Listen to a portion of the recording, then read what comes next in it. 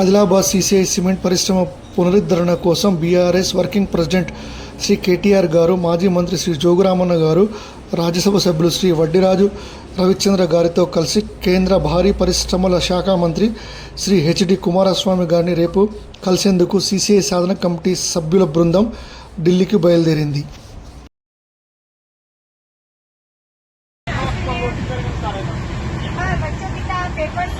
Adilabad cement పరిశ్రమ తిరిగి ప్రారంభించాలని సీసీఐ సాధన కమిటీ ఆధ్వర్యంలో గత 4 సంవత్సరాలుగా అనేక ఉద్యమాలు కొనసాగుతున్నాయి.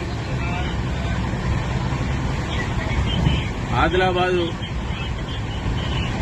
నియోజక పరిధిలో ఉన్నటువంటి పార్లమెంట్ ఎన్నికలు కానీ, అసెంబ్లీ ఎన్నికలు కానీ బీజేపీ పార్టీకి సంబంధించినటువంటి అభ్యర్థులను గెలిపిస్తే సీసీఐని తిరిగి ప్రారంభిస్తామని చెప్పి హామీలు ఇచ్చినటువంటి బీజేపీ పార్టీ నాయకులు గెలిచిన తర్వాత పూర్తి విస్మరించారు.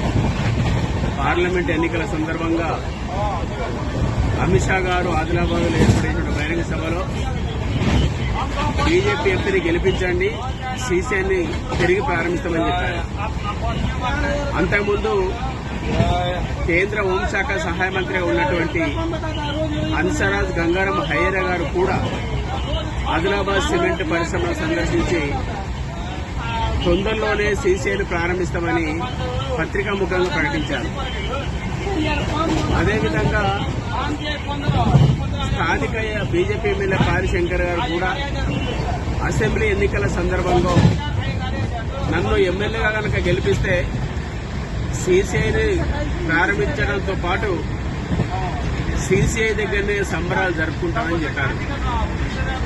ఇట్లా అనేక రకాలుగా అసెంబ్లీ ఎన్నికలు కావచ్చు, పార్లమెంట్ ఎన్నికలు కావచ్చు, కేవలం పార్లమెంట్ అసెంబ్లీ ఎన్నికల సందర్భంగా సీసీఐని ఒక పావుగా వాడుకున్నారు.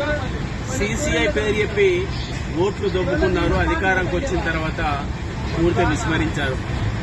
ఆనాడు సీసీఐ నిర్మాణం జరగడం వల్ల మాకు ఉద్యోగాలు వస్తాయని చెప్పి ఆశతో రైతులు ఎకరానికి 3,000, 4,000 రూపాయల చొప్పున వాళ్ళ భూములు వదిలేసుకున్నారు.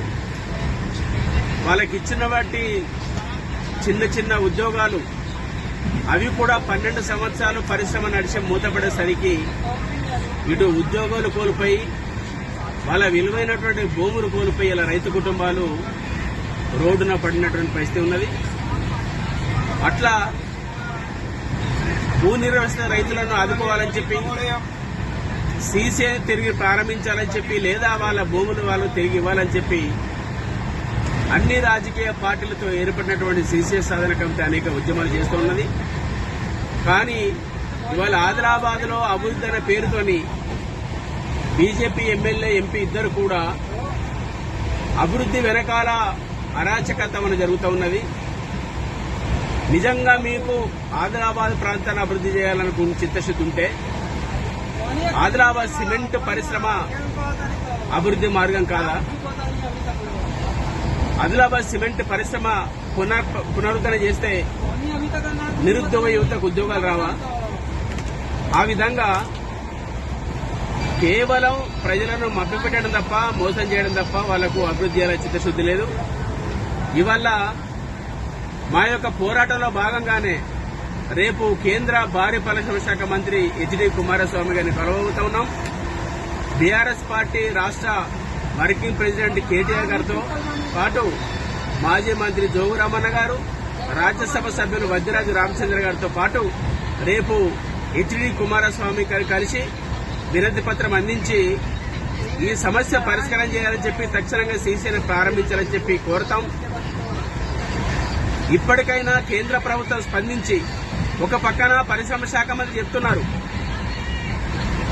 పరిశ్రమ శాఖ యాజమాన్యం చెబుతా ఉన్నది కేంద్ర ప్రభుత్వం 400 కోట్లు, రాష్ట్ర ప్రభుత్వం 300 కోట్లు ఇస్తే మిగతా 1,400 కోట్లు మేము బ్యాంకులోనూ అప్పు తెచ్చుకొని ఆ పరిశ్రమ నడుపుతామని చెప్తా ఉన్నారు. కానీ కేంద్ర ప్రభుత్వం చిత్తశుద్ధి లేదు. ఇప్పటికైనా కేంద్ర ప్రభుత్వం స్పందించాలా? బీజేపీ ఎంపీ, ఎమ్మెల్యే మీకు నిజంగా అభివృద్ధి పట్ల చిత్తశుద్ధి ఉంటే సీసీఐని వెంటనే ప్రారంభించాలని, ఇవాళ ఢిల్లీ కార్యక్రమం తర్వాత హెచ్డి కుమారస్వామి గారిని కలిసిన తర్వాత ఫర్దర్ గా మళ్ళీ అనేక ఉద్యమాలకు పూనుకుంటామని చెప్పి సీసీని ప్రారంభించేంత వరకు లేదా ఆ భూములు రైతులకు తిరిగి ఇచ్చేంత వరకు కూడా ఉద్యమం ఉధృతం చేస్తామని చెప్పి హెచ్చరిక చేస్తా ఉన్నాం.